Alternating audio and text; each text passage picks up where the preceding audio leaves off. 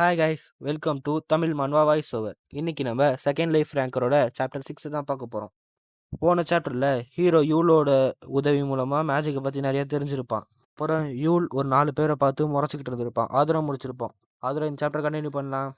வீடியோக்குள்ளே போகிறதுக்கு முன்னாடி பார்க்குற எல்லாரும் கமெண்ட் பண்ணுங்கள், லைக் பண்ணுங்கள், சப்ஸ்கிரைப் பண்ணுங்கள். இப்போ தான் எனக்கு போடுறதுக்கு மோட்டிவேஷனாக இருக்கும். இப்போ வீடியோக்குள்ளே போகலாம். சாப்டரோட ஸ்டார்டிங்கில் நம்ம யூல் கூட இருந்த 4 பேரோட ஃப்ளாஷ்பேக்கை காட்டுறாங்க. அவங்க ஒருத்தரை பார்த்து ஷாக் ஆகுறாங்க. அங்கே வந்திருக்கவனும், உங்கள் எக்ஸ்ப்ரெஷனில் எனக்கு ரொம்ப பிடிச்சிருக்கு. உங்களை மாதிரி ஆட்கள்லாம் பெருசாக சாதிக்கணும்னு ஆசைப்படுவீங்க. அவனை இன்ட்ரடியூஸ் பண்ணிக்கிறான். என் பேர் பில்ட். நான் அரங்டனில் ஒரு எக்ஸிக்யூட்டிவாக இருக்கேன். நான் பிளாக் பியோட வெயிட்டிங் ரூமில் தான் இருப்பேன். உங்களுக்கு வேணும்னா நம்ம ஒன்றாவே போகலாம். அதாவது இவன் அரங்டனில் அவங்கள ஜாயின் பண்ண சொல்லி கேட்குறான். அந்த 4 பேரில் இந்த 2 பேரும் பேசிக்கிறாங்க. நான் எதிரே பார்க்கல அரங்டன் நம்மளை ஸ்கவுட் பண்ணுவாங்கன்ட்டு.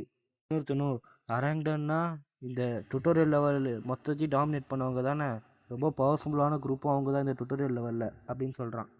இப்போ இந்த 4 பேர் எப்படி அந்த பாஸ் ரூம்லேருந்து வெளில வந்தாங்கன்றதை காட்டுறாங்க. அந்த குரூப்பில் வந்து ஒருத்தர் சொல்கிறான், நம்ம தப்பு பண்ணிட்டோம், நம்மளால அவங்க மேலே ஒரு ஸ்க்ராட்ச் கூட போட முடியல. அவங்க அந்த ஸ்கேர் க்ரோ கூட சண்டை போட்டுட்டு இருக்காங்க. இந்த டீமில் ஒரு கேப்டன் மாதிரி இருக்கான். அவன் யோசிக்கிறான், இது இவ்வளோ தப்பாக போகும் நான் எதிரே பார்க்கல. இதே மாதிரி போயிட்டே இருந்துச்சுன்னா இந்த டுட்டோரியல் முடியறதுக்குள்ளே நாங்கள் செத்துருவோம். அப்போ அவன் திரும்பி இவளை பார்க்குறான். இவளும் இவங்க டீம் தான் போல இருக்குது. இவங்க கூட தான் வந்திருக்கான். இவளுக்கு கையில் ஒரு கத்தி வச்சு நின்றுட்டு இருக்கான். அவன் இவளை பார்த்து யோசிக்கிறான். இவளோட எபிலிட்டி மேஜிக்கை பார்க்குறது மட்டும்தான். இது ஒன்றும் எங்களுக்கு அவ்வளோ ஹெல்ப்பாக இருக்க போகிறது இல்லை. இவன் பின்னாடி தான் நின்றுட்டு இருக்க போகிறான். இதுதான் விஷயம்னா அவன் இவளை பிடிச்சி அப்படியே தூக்குறான். இவ்வளோ என்ன பண்ணுற, என்னை விடுன்னு சொல்கிறான். அவன் இவளை பிடிச்சி அந்த ஸ்கேர் கோக்கு நடுவில் தூக்கி போட்டுடுறான். அவன் கத்துறான், இப்போ எல்லாம் ஓடுங்க அப்படின்னு கத்துறான். அந்த கேப்டன் மாதிரி இருந்தவன். அவங்க எல்லாம் இவனை விட்டுட்டு ஓடி வந்துடுறாங்க. இவள் நினைக்கிறான். இவள் சொல்கிறான், இவங்க எல்லாரும் என்னை விட்டுட்டு போயிட்டாங்க, எப்படி இவங்க இது எனக்கு பண்ணலாம், நான் இவங்க டீம்மேட் தானே அப்படின்னு இவள் யோசிக்கிறான். இப்போ ப்ரெசண்ட்டுக்கு வந்துட்டா இவள் நினைக்கிறான், நான் இந்த வெயிட்டிங் ரூமில் ரொம்ப நல்ல காம்ரேடை பார்ப்பேன் நினச்சேன், ஆனால் இவங்கள பார்ப்பேன் நினச்சி கூட பார்க்கல. இப்போ இவள் சொல்கிறான், உங்களுக்கு என்ன வேணும், நம்ம டிஸ்கஸ் பண்ண வேண்டியது எதுவும் இல்லை, நீங்கள் எங்கேருந்து போகலாம் அப்படின்னு சொல்கிறான். அதை கேப்டன் மாதிரி இருந்தவ கேட்குறான், நீ எப்படி இங்கே வந்தேன்னு கேட்குறான். அதுக்கு இவ்வளோ, அது உன்னோட, அதை நான் அவங்ககிட்ட சொல்லணும்னு அவசியம் கிடையாது, இங்கேருந்து போ, எனக்கு கடுப்பேற்றாமல் நீங்கள் இங்கேருந்து போங்க. இப்போ உங்கள் எல்லாருக்கும் என்னை பார்த்தா ஒரு மாதிரி ஆக்வர்டாக இருக்கா என்னை விட்டு வந்ததுனால?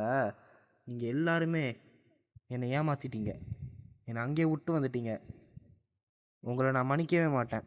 இப்போ அந்த கேப்டன் மாதிரி இருக்கவன் சொல்கிறான், இந்த டுட்டோரியல் முடிகிற வரைக்கும் நம்ம 2 பேரும் தெரிஞ்ச மாதிரி காமிச்சிக்க வேணாம், புரியுதா அப்படின்னு கேட்குறான். உடனே அந்த கேப்டனும், என்னை மன்னிச்சிருன்னு தலையை குனிகிறான் அவன்கிட்ட. அந்த கேப்டனும், என்னை மன்னிச்சிரு, நடந்த எல்லாத்துக்கும் என்னை மன்னிச்சிருன்னு கேட்குறான். இவ்வளோ என்ன இப்படிலாம் பண்ணால் அவங்கள மன்னிச்சிருவானா? அந்த கேப்டனும், எங்களை மன்னிச்சிரு, இந்த சீக்ரெட்டை மட்டும் நீ இதை மட்டும் சீக்ரெட்டாகவே வச்சுக்கோ, நான் உங்ககிட்ட கெஞ்சி கேட்குறேன், இதை சொல்லிடாத, நாங்கள் இப்போ தான் ஒரு நல்ல இடத்துல இருக்கோம், இப்போ நீ இதை சொன்னினா அது எங்களுக்கு போயிடும், உங்ககிட்ட கெஞ்சி கேட்குறேன், இது யார்கிட்டையும் சொல்லிடாத. எல்லாருமே அந்த 4 பேருமே கெஞ்சுறாங்க இவள்கிட்ட, தலையை குனிஞ்சு மன்னிப்பு கேட்டு. நீங்கள் என்ன பேசுகிறீங்கன்னு எனக்கு புரியல, தயவு செஞ்சு இங்கேருந்து போங்க, உங்கள் முகத்தை நான் திரும்பி பார்க்க விரும்பலை. அப்படியே இவள் திரும்பி போக ஆரம்பிக்கிறான். இப்போ அந்த கேப்டன் மாதிரி இருந்தவன் நினைக்கிறான், இது இதே மாதிரி போயிட்டுருக்கக்கூடாது, நான் ஆல்ரெடி பில்டுனா அந்த அரங்டனோட எக்ஸிக்யூட்டிவ், அவன்கிட்ட சொல்லிட்டோம் இவள் செத்துட்டான்ட்டு. இப்போ மட்டும் இவன் உண்மையை சொல்லிட்டானா பொசிஷனில் அரங்டனில் எங்களுக்கு குத்த பொசிஷன் இழக்க வேண்டியதாக இருக்கும். இவன் உண்மையை சொல்லக்கூடாது. அவன் இன்னொரு டீம்மேட்டை பார்க்குறான். அவன் இப்போ நினைக்கிறான், மொதல் தடவை இவனை விட்டுட்டு வரும்போது கஷ்டமாக தான் இருந்துச்சு, ஆனால் 2வது தடவை அப்படி இருக்காது. நல்ல வேலை நாங்கள் ஒரு ஓரமாக தான் இருக்கோம், யாரும் எங்களை பார்க்கல. இதுதான் இந்த விஷயத்தை முடிக்க சரியான நேரம். பில்டுக்கு இதை பற்றிலாம் எதுவும் தெரிய போகிறதில்ல, நான் இதை முடிக்கிறேன். அவன் அப்படியே கத்தி மேலே கை வைக்கிறான். இவனை கொன்னுட்டு பாஸ் ரூமில் கடந்த பாடின்னு சொல்லிடுவேன். டக்குன்னு அந்த கேப்டன் பின்னாடி நம்ம ஹீரோ வந்து நிற்கிறான். அந்த கேப்டன் முன்னாடி நம்ம ஹீரோ போய் நின்று, இந்த டுட்டோரியல் உள்ள அரங்டன் குரூப்பு தான் டைரெக்டாக ப்ளூ ஃப்ளவர் ஐலாண்டோட கான்டாக்டில் இருக்குது. அதனால் இந்த டுட்டோரியல்லேருந்து அவங்க நியூபிஸை எடுப்பாங்க. எப்படி இருந்தாலும் ப்ளூ ஃப்ளவர் ஐலாண்டில் இருக்கவங்க ரொம்ப கன்சர்ன்டாக இருப்பாங்க சின்ன சின்ன விஷயத்துக்கு கூட. அவங்க மட்டும் பேட் பாஸ்ட்டை தெரிஞ்சுக்கிட்டாங்கன்னா உன்னை வெளியே அனுப்பிச்சிடுவாங்க. உங்களால் யூல் என்ன பண்ணணும் அது கூட பண்ண முடியாது. அந்த கேப்டன் ஷாக் ஆகி திரும்பி பார்க்குறான். டக்குன்னு ஹீரோ அவன் கத்தி எடுத்து அவன் கையை வெட்டிடுறான். சொடக்கு போகிற நேரத்தில் அவன் கையை வெட்டிட்டான். அவனும் யார் இவன் அப்படின்னு கேட்கறதுக்குள்ளே ஹீரோ கையை வெட்டிட்டான். அவன் கத்துறான் வழியில் அந்த கேப்டன் மாதிரி இருக்கவன். யூல் திரும்பி பார்க்குறான். ஒன்றுமே புரியல யூலுக்கு. அவங்க டீம்மேட்ஸ்லாம் கத்தி எடுத்து ரெடி ஆகுறாங்க.